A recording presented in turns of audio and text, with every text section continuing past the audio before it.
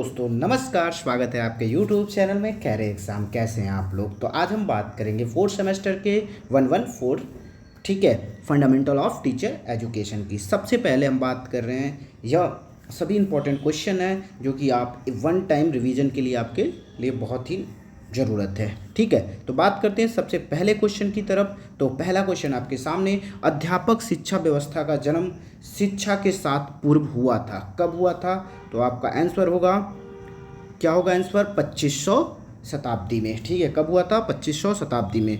भारत में अध्यापक शिक्षा के इतिहास को कितने भागों में बांटा जा सकता है? क्वेश्चन नंबर 2 कह रहा है भारत पे अध्यापक शिक्षा के इतिहास को कितने भागों में बांटा जा सकता है? तो टोटल आपके 5 भागों में बांटा जा सकता है। किस भागों में? तो 5 भागों में।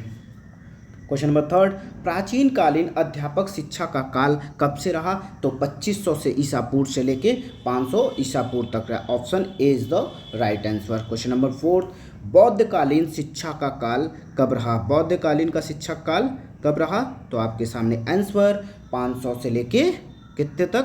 1200 ईसा पूर्व तक। तो अब मुस्लिम कालीन अध्यापक शिक्षा काल का कब रहा? पहले याद रखिएगा, बौद्ध कालीन का शिक्षा काल कब रहा? तो 500 से 1200 तक। अगर पूछ दिया जाए प्राचीन अध्यापक शिक्षा काल का कब था, तो 2500 से 500 ईसा पूर्व तक। ठीक है, क्वेश्चन नंबर 5, मुस्लिम कालीन अध्यापक शिक्षा का काल कब था? तो आपका आंसर होगा 1200 ईसा पूर्व से लेके 1700 ईसा पूर्व। ठीक है, जब मुगलों ने शासन किया था। ठीक है, आपका आंसर होगा ऑप्शन ए। ठीक है, क्वेश्चन नंबर 6,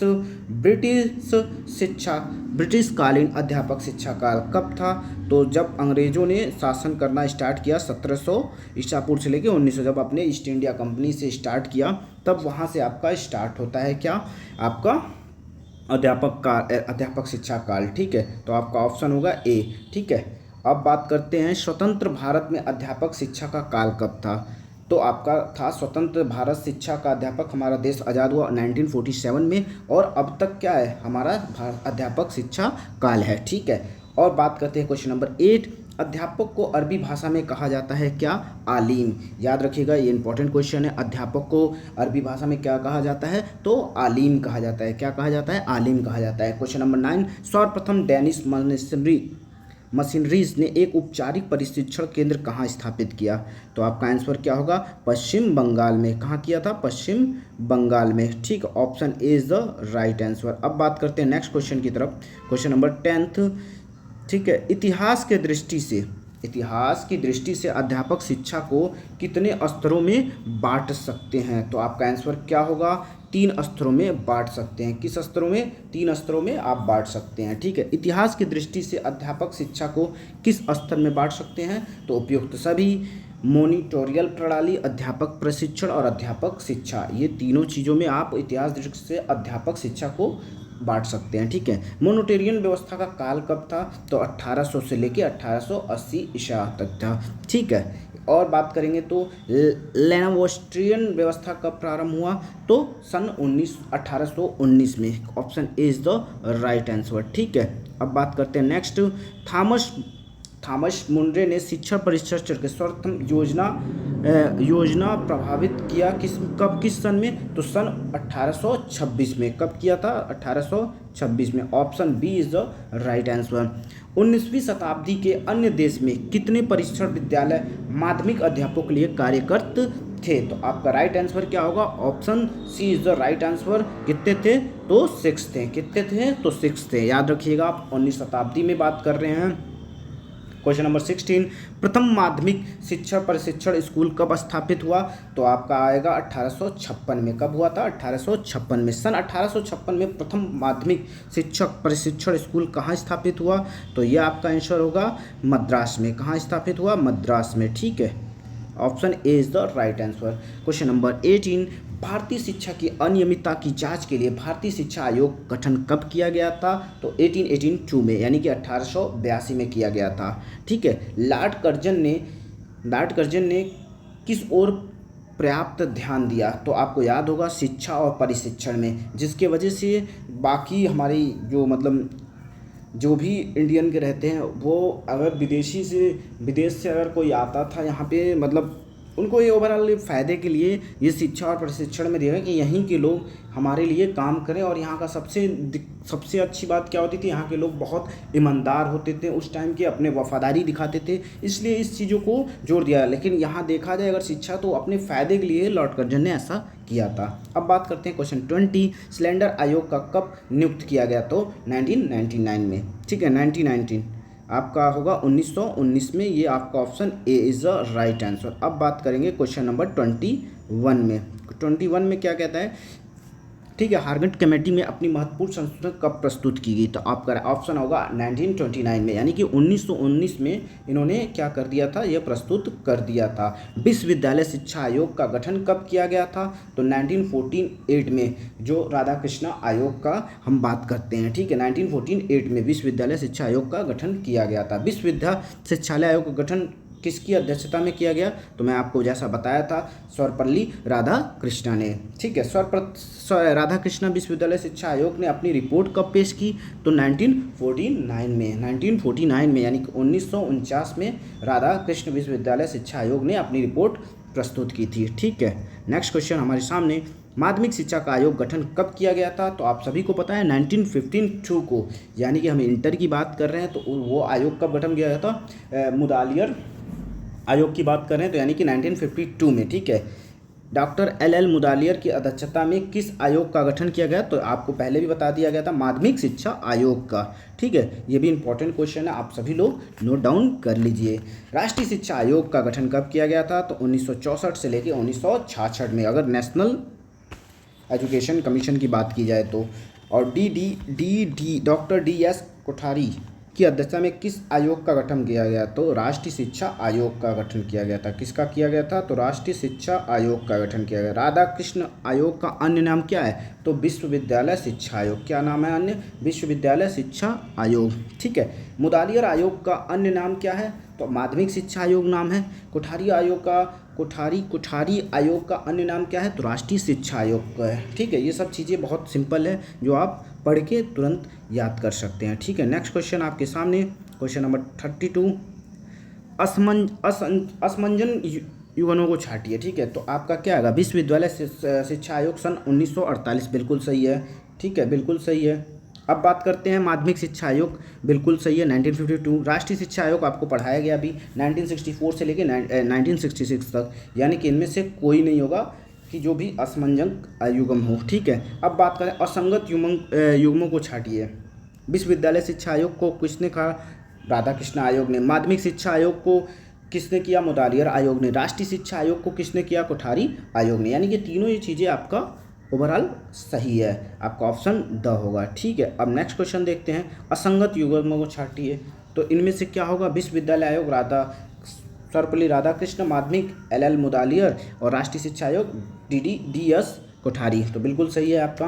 NCERT ने अध्यापक शिक्षा कार्यक्रम कब शुरुआत किया? तो 1964 में। कब किया? 1964 में, ठीक है, 1964 में NCERT ने अध्यापक कार्यक्रम शुरुआत किया। शिक्षा का प्रांतीय संस्थान और विज्ञान, ठीक है, विज्ञान शिक्षा का प्रांतीय संस्थान का कब स्थापित हुआ? 1964 में। मतलब शिक्षा का प्रांतीय संस्थान और विज्ञान शिक्षा का प्रांतीय संस्था कब स्थापित किया गया? 1964 में, 1964 में किया गया, ठीक है। क्वेश्चन नंबर 37, भारतीय शिक्षा परिशिक्षक संघ की स्थापना कब की गई? तो 1950 में। कब की गई? 1950 में, ठीक है। अब बात करेंगे नेक्स्ट की, तो आपका आता है शिक्षा परिशिक्षण महाविद्यालय को प्रधानाचार्यों का प्रथम सम्मेलन कब हुआ?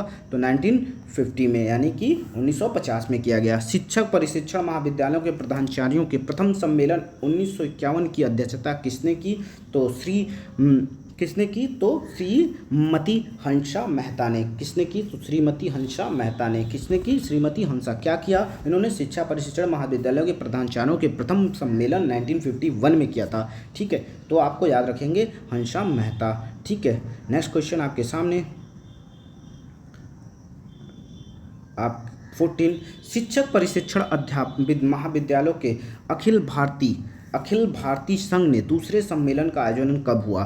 तो सन 1951 में। कब हुआ था? सन 1951 में, ठीक है, सन 1951 में हुआ था।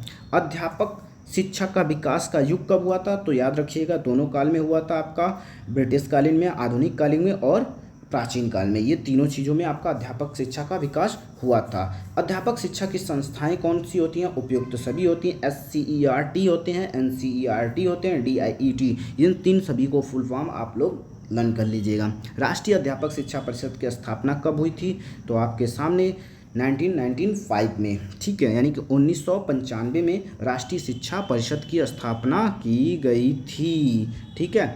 राष्ट्रीय शिक्षा प्रशिक्षण एवं अनुसंधान परिषद कब का स्थापना की? 1961 में। ये सब सारे जो आ रहे तो जरूर यहाँ से एक आध क्वेश्चन आपके निश्चित रूप से आएंगे। तो चलिए हम बात करते हैं 43 क्वेश्चन के फिर से। राष्ट्रीय अध्यापक शिक्षा परिषद की स्थापना हुई 1995 में, और 44 में राष्ट्रीय अध्यापक शिक्षा परिषद था, और यहाँ पे राष्ट्रीय अध्यापक प्रशिक्षण एवं अनुसंधान परिषद है। ठीक है। और राष्ट्रीय अध्यापक शिक्षा परिषद का मुख्यालय कहाँ स्थित है? तो नई दिल्ली में। और शिक्षक आचार संहिता का महत्व दिया जाता है अध्यापक शिक्षा में। ठीक है। नेक्स्ट क्वेश्चन आपके सामने 47। शिक्षण को कला तथा विज्ञान माना जाता है शिक्षण शास्त्र में, यानी कि option B is the right answer. Question number 48। शिक्षण के सिद्धांत व्यवहारिक तथा भावनात्मक पक्ष को महत्व दिया जाता है शिक्षण शास्त्र में। किसमें? शिक्षण शास्त्र में दिया जाता है। शिक्षण को कला तथा विज्ञान माना जाता है शिक्षण शास्त्र में, और शिक्षण शास्त्र में ही कहा गया है कि सैद्धांतिक व्यवहार और भावनात्मक पक्ष को महत्व दिया जाता है। अध्यापक शिक्षा के उद्देश्यों का निर्धारण करती है कौन? तो NCTE। आप याद रखिएगा, सभी फुल फॉर्म लर्न कर लीजिएगा। ठीक है। उद्देश्यों को व्यवहारिक रूप में लिखने की विधि को किसने दिया? तो आप सभी लोग इस कमेंट बॉक्स में बताएं। तो ऑप्शन होगा रॉबर्ट सेंगर ने। It's the important question. Robert Sengar ने क्या दिया? उद्देश्यों का व्यवहारिक रूप में लिखने की विधि दी। क्या दिया? रॉबर्ट सेंगर ने क्या दिया? उद्देश्यों के व्यवहारिक रूप में लिखने की विधि दी। ठीक है। क्वेश्चन नंबर 51 आपके सामने, 51 का क्वेश्चन आपके आंसर में। ठीक है। अध्यापक को सीखने के लिए अध्यापक शिक्षा की आवश्यक माना गया है। क्या माना गया है? कला। बिल्कुल सही जवाब है, कला माना गया है। Question number 52। समाज को कैसा अध्यापक चाहिए यह तय करने के लिए किस आधार पर किया जाता है? तो याद रखिएगा, दार्शनिक इज द इम्पॉर्टेंट। किस लिए माना जाता है समाज को कैसा अध्यापक चाहिए? ये आपका दार्शनिक में कहा गया है। ठीक है। आधुनिक अध्यापक के लिए ज्ञान का परिहार्य क्या होता है? संगठक। शिक्षा प्रक्रिया के कितने प्रमुख अंग हैं? तो 3 अंग हैं। कितने प्रमुख अंग हैं? तो 3 अंग हैं। ठीक है। मानव समाज को आधुनिक अध्यापक शिक्षा कार्यक्रम की क्या आवश्यकता है? तो आपका राइट आंसर क्या होगा? सभी। उद्यमक आवश्यकता, शैक्षिक आवश्यकता, आर्थिक आवश्यकता, बच्चों के विकास तक। ठीक है। स्तरीय अध्यापक शिक्षा कार्यक्रम दिया जाता है पूर्व प्राथमिक में, यानी कि option A is the right answer. बच्चों के विकासात्मक पक्ष को सर्वाधिक बल किस स्तरीय अध्यापक शिक्षा दी जाती है? तो पूर्व प्राथमिक के 6 से 14 वर्ष के आयु के वर्गों के बच्चों को किस स्तर पर रखा जाता है? तो प्रारंभिक। और याद रखिएगा, अगर इनके हिसाब से आर्टिकल पूछ दिया जाए तो 6 से 14 वर्षों के बच्चों को किस आर्टिकल में किया गया है? तो याद रखिएगा, आर्टिकल 21A में रखा गया है। 6 से 14 बच्चों को निःशुल्क शिक्षा देने के लिए अनिवार्य है। ठीक है। और पूर्व प्राथमिक अथवा प्रारंभिक अवस्था के बच्चों को सिखाने के लिए कौन सी विधियां अपनाई गई हैं? तो याद रखिएगा, उपयुक्त सभी। खेल विधियां द्वारा बच्चों को सिखाना, कहानी सुनकर बच्चों को ज्ञान देना, गीत संगीत द्वारा बालक को सिखाना, यानी कि सारे आपको ये बताए गए हैं। ठीक है। Question number 59। कक्षा 6 से लेके 10 तक स्तर की कक्षाओं को किस नाम से जाना जाता है? तो आपको भी पता है, माध्यमिक स्तर मानते हैं। ठीक है। और राज्य अध्यापक शिक्षा बोर्ड की स्थापना मध्य प्रदेश में कब हुई थी? तो राइट आंसर 1967 में। कब हुई थी? 1967 में। ठीक है। नेक्स्ट क्वेश्चन आपके सामने, विश्वविद्यालय के शिक्षा विभागों का क्या कार्य होता है? तो परिशिक्षण को व्यवस्था करना, शोध कार्यों का विकास करना, और भाषा प्रयोगशाला का विकास करना, यानी कि आपका ये सभी होंगे। विश्वविद्यालय अनुदान आयोग का कब? 1953 में। विश्वविद्यालय अनुदान आयोग की स्थापना कब की गई थी? तो 1953 में की गई थी, यानी कि 1953 में। Question number 63। राष्ट्रीय शैक्षिक अनुसंधान एवं प्रशिक्षण परिषद की स्थापना कब हुई? तो याद रखिएगा, 1 सितंबर 1961 में हुई थी। 1 सितंबर 1961 में हुई थी। NCERT की स्थापना किसके द्वारा हुई? तो भारत सरकार के शिक्षा मंत्रालय द्वारा हुई थी। ठीक है। Option A is the right answer. Next question आपके सामने स्क्रीन पर, एनसीईआरटी के कितने संगठक होते हैं? एनसीईआरटी के कितने संगठक होते हैं? तो टोटल कितने होते हैं? 8 होते हैं। कितने होते हैं? 8 होते हैं। ठीक है, कितने संगठक होते हैं? तो टोटल 8 होते हैं। एनसीईआरटी का मुख्यालय कहाँ है? तो एनसीईआरटी का मुख्यालय नई दिल्ली में। एनसीईआरटी कब मतलब अपने अस्तित्व में आई? तो 1961 में आई। ठीक है, एनसीईआरटी किस प्रकार का संगठन है? स्वशासित है, स्वशासित है। ठीक है, निम्न से किस संस्था ने अब स्थापना स्कूली शिक्षा तथा शिक्षा परिशिक्षण गुणात्मक सुधार के लिए की गई? तो आपका राइट आंसर होगा, ठीक है, तो एनसीईआरटी ने किया था। एनसीईआरटी में किसकी सदस्यता प्राप्त होती है? तो किसकी सदस्यता प्राप्त होती है? उपयुक्त सभी, दिल्ली विश्वविद्यालय के कुलपति, विश्वविद्यालय अनुदान आयोग का अध्यक्ष, भारत सरकार का शिक्षा परामर्शदाता। ठीक है, यानी कि सभी चीज़ें रहती हैं इनमें। क्वेश्चन नंबर 70, भारत सरकार के प्रत्येक राज्य में कितने प्रतिनिधियों एनसीईआरटी से सदस्य होते हैं? तो 1 होते हैं। भारत सरकार के प्रत्येक राज्य से कितने प्रतिनिधि होते हैं? तो 1 होते हैं। कितने होते हैं? 1 होते हैं, याद रखिएगा इस बात को। एनसीईआरटी में भारत सरकार के कितने सदस्य को मनोनीत करती है? तो टोटल 12 सदस्यों को मनोनीत करती है। कौन करता है? भारत सरकार के कितने सदस्यों को एनसीईआरटी करती है। ठीक है, और एनसीईआरटी में आपका क्या आता है? भारत सरकार के प्रत्येक राज्यों में कितने प्रतिनिधि एनसीईआरटी के सदस्य होते हैं? तो भारत प्रत्येक राज्य से होते हैं, 1 होते हैं, और अगर एनसीईआरटी मनोनीत करती है तो वो होते हैं आपके टोटल कितने होते हैं? तो टोटल आपके होते हैं 12। ठीक है, नेक्स्ट आपके सामने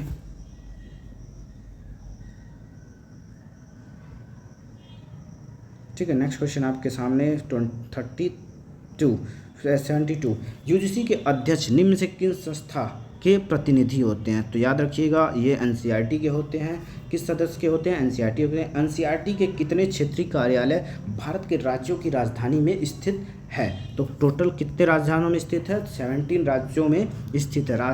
क्षेत्रीय कार्यालय भारत के राज्यों की राजधानी में स्थित है एनसीईआरटी की, तो 17 में है। बौद्ध काल में प्रत्युलाचार्य किसे कहते थे? सहायक अध्यापक को कहते थे। किसे कहते थे? सहायक अध्यापक को कहते थे। इंटरमीडिएट, स्नातक एवं पोस्ट ग्रेजुएशन शिक्षा विषय के रूप में सर्वप्रथम किसने सिफारिश की? तो सैडलर कमीशन ने की थी। किसने की थी? सैडलर कमीशन ने की थी। Option A is right answer. Teacher educator कहाँ नियुक्त किए जाने की सिफारिश की गई थी? तो DIET में, डाइट में की गई थी। ठीक है, डेट में किया गया था।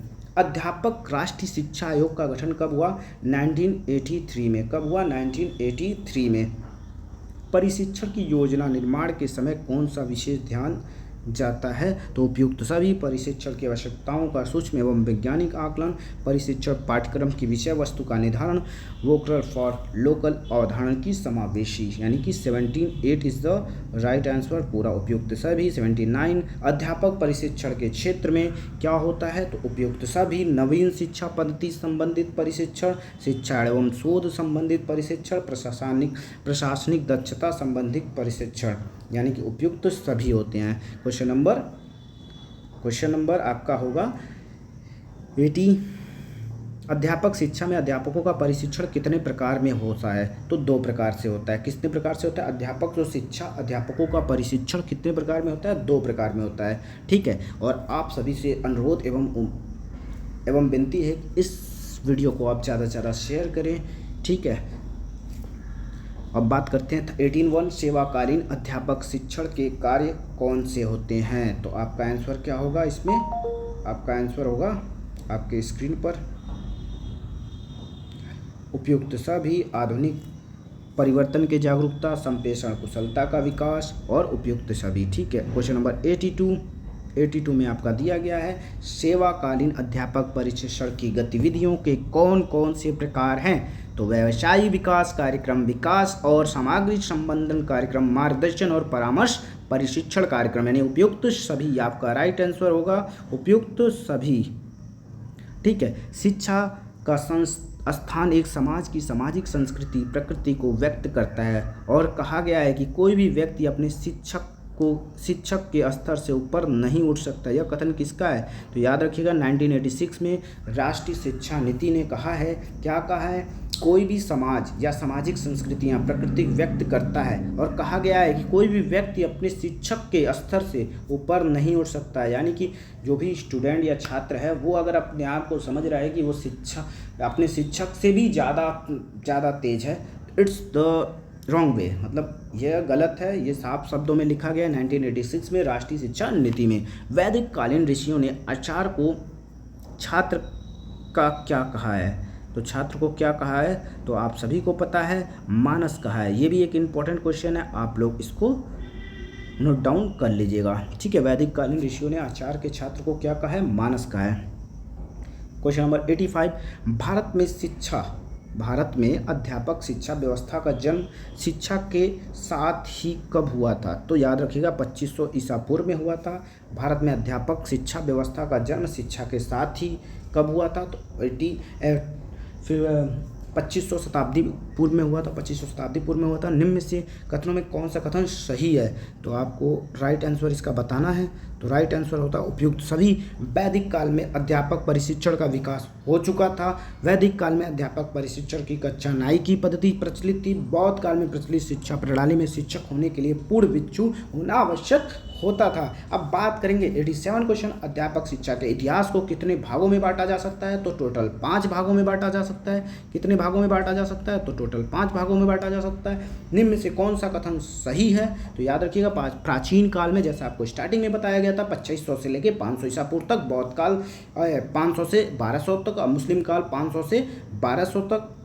ठीक है, और ब्रिटिश काल 1700 से लेके 1947 तक, और स्वतंत्र काल के बाद हमारा 1947 से लेके अब तक, यानी कि उपयुक्त सभी है। ठीक है, अब बात करते हैं नेक्स्ट क्वेश्चन 89 क्वेश्चन, निम्न में से कौन सा कथन सही है? तो आपको पता होगा इस पे भी उपयुक्त कथन सभी सही हैं। कौन कौन से कथन है? देश का सुनहरा भविष्य होना चाहिए, अध्यापक की होना चाहिए, किसी राष्ट्र के शैक्षिक विकास की बात की गई है। क्वेश्चन नंबर 90, किसने कहा कि वैदिक काल के ब्राह्मण परिवारों में वंशानुक्रमण से ही शिक्षण कार्य होता है? तो आपका आंसर है डॉक्टर R.P. सिंह। वैदिक काल में ब्राह्मण परिवारों में वंशाक्रम के अनुसार होता है। ठीक है, अब बात करते हैं 91, कौन सा कथन सही है? उपयुक्त सभी कथन सही है। इसमें क्या है? वैदिक काल में कक्षा नायकों में पिति आचार्य कहा जाता था। ठीक है, वैदिक काल में कक्षा नायकी पद्धति के द्वारा कुछ शिक्षक अध्यापक होते थे, होने के परिसर सहज रूप होते हैं। ठीक है, अब बात करेंगे किस काल में सर्वप्रथम अध्यापक प्रशिक्षण का औपचारिक व्यवस्था प्रारंभ हुई थी? तो याद रखिएगा आपका आंसर होगा बौद्ध काल में। अगर सर्वप्रथम अध्यापक प्रशिक्षण की औपचारिक व्यवस्था प्रारंभ हुई थी तो याद रखिएगा आप लोग सभी लोग, तो औपचारिक में आपका आएगा बौद्ध काल। ठीक है, नेक्स्ट क्वेश्चन 93, निम्न में से कौन सा कथन सही है? तो उपयुक्त सभी। 94, किस काल में अध्यापन व्यवस्था प्रतिबलवित हुई और शिक्षण की व्यवसाय केवल ब्राह्मणों की धरोहर नहीं है बल्कि किसी वर्ग की प्रतिशाली व्यक्ति का प्रशिक्षण प्राप्त करके शिक्षक बन सकता है? याद रखिए बौद्ध काल में ये बात बोली गई थी। Option is the B is the right answer. ठीक है, अब बात करते हैं नेक्स्ट क्वेश्चन, निम्न में से कौन सा कथन सही है? मुस्लिम शिक्षा का मकतब और मदरसों में प्रदान की जाती थी और इनमें से केवल मौलवी शिक्षण कार्य करते थे। बिल्कुल सही। मुस्लिम काल में कक्षा नायकी पद्धति का बोलबाला था। बिल्कुल सही। मुस्लिम काल में अध्यापक प्रशिक्षण की कोई औपचारिक व्यवस्था नहीं थी, यानी कि आपका option is the D is the right answer. निम्न में से कौन सा कथन सही है? तो आपका कौन कौन सा कथन है? वर्ष 1716 में सर्वप्रथम डैन मिशनरियों ने शिक्षण हेतु मार्मल स्कूल की स्थापना टांक्यूबियो में की। ठीक है, ये भी सही है। परिशिक्षण केवल शारीरिक क्रियाओं से संबंधित होता है जबकि शिक्षा में मानसिक एवं औपचारिक दोनों क्रियाओं का सम्मिलित किया जाता है। बिल्कुल सही जवाब है। भारत में आधुनिक शिक्षक प्रशिक्षण की औपचारिक व्यवस्था का प्रारंभ यूरोपीय जातियों ने किया था। बिल्कुल सही, यानी कि option D is the right answer. अब बात करेंगे next question 97, doctor Andrews Bell ने मद्रास चेन्नई किस वर्ष में अंग्रेजों द्वारा संचालित मद्रास सैनिक अनाथालय नामक विद्यालय में मोनोटोरियल व्यवस्था की मतलब कक्षा नायकी की व्यवस्था पद्धति को स्थापित किया? 1787 में, यानी 1787 ईस्वी पूर्व में इन्होंने किया था। Option is the C is the right answer. Bharat में शिक्षा प्रशिक्षण के क्षेत्र में किस यूरोपीय मशीनरी ने पद प्रदर्शन का कार्य किया? तो डैन ने किया। Option C is the right answer. Bharat में शिक्षक प्रशिक्षण के क्षेत्र में किस यूरोपीय मशीनरी ने पथ प्रदर्शन का कार्य किया? तो डैन ने किया। ठीक है, क्वेश्चन नंबर 99। और इसी के साथ आपका भारत में शिक्षक प्रशिक्षण के क्षेत्र में डैन मशीनरी में पथ प्रदर्शन, ठीक है, करते हुए किस वर्ष में श्रीरामपुर के एक नॉर्मल स्कूल की स्थापना 1793 में किया गया था? ठीक है, option D is the right answer. ठीक है, अब बात करेंगे last one question, Shrirampur normal school के उत्कृष्ट उदाहरण के फलस्वरूप कहाँ की शिक्षा परिषदों ने प्राथमिक विद्यालय के शिक्षकों को प्रशिक्षण देने के लिए प्रशिक्षण संस्थाओं का निर्माण किया? तो उपयुक्त सभी मुंबई में, चेन्नई में, कोलकाता में। और आई होप कि आपको वीडियो पसंद आएगी। ये आपके पास 100 क्वेश्चन यूनिट 1 के दिए गए हैं और अगला अगर आप कमेंट करेंगे तो यूनिट 2 बनाया जाएगा। उम्मीद करते हैं वीडियो ज़्यादा शेयर करेंगे। मिलते हैं नेक्स्ट वीडियो में, तब तक के लिए धन्यवाद। जय हिंद।